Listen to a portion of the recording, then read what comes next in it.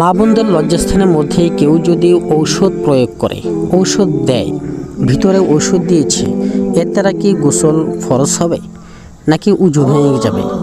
গোসল না করে নামাজ পড়তে পারবে নাকি শুধু উজু করে নামাজ পড়ে নিলেই হয়ে যাবে, ইত্যাদি ইত্যাদি। প্রিয় দর্শক, মা বোনদের লজ্জাস্থানের মধ্যে যদি কোনো কারণেই ঔষধ দিতে হয়, অনেক মা বোনরা অনেক সময় অসুস্থ থাকেন, তাদের লজ্জাস্থানের মধ্যে অনেক রকমের ঔষধ দেওয়ার প্রয়োজন হতে পারে।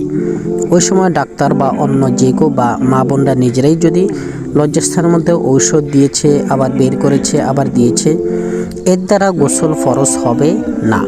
এর দ্বারা উজু ছুটে যাবে, উজু ভেঙে যাবে, উজু নষ্ট হয়ে যাবে। যদি উজু অবস্থায় থাকে উজু নষ্ট হয়ে যাবে, উজু করে নামাজ পড়তে হবে।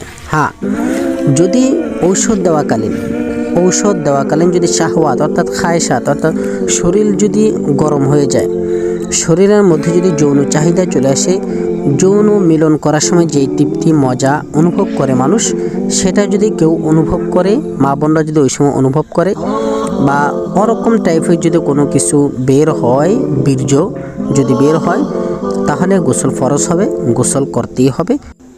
এখানে আরেকটি বিষয় বোঝার রয়েছে যে সেটি হচ্ছে বীর্য বেশি আকারে বের হতে হবে, যে বিষয়টি এরকম নয়, বরঞ্চ বীর্য অল্প কিছু হাতে বা যে যন্ত্র দ্বারা ঔষধ লাগানো হচ্ছে ওই যন্ত্রের সাহায্যে যদি বাহিরে চলে আসে, বা হালকা কিছু বীর্য বের হয়েছে, মোটামুটি শাহওয়া যৌন চাহিদার পূর্বে যে উত্তেজনার ভাব থাকে, ওই মন মানসিকতা থাকে, এরকম হলেও গোসল ফরজ হবে, গোসল অবশ্যই করতে হবে।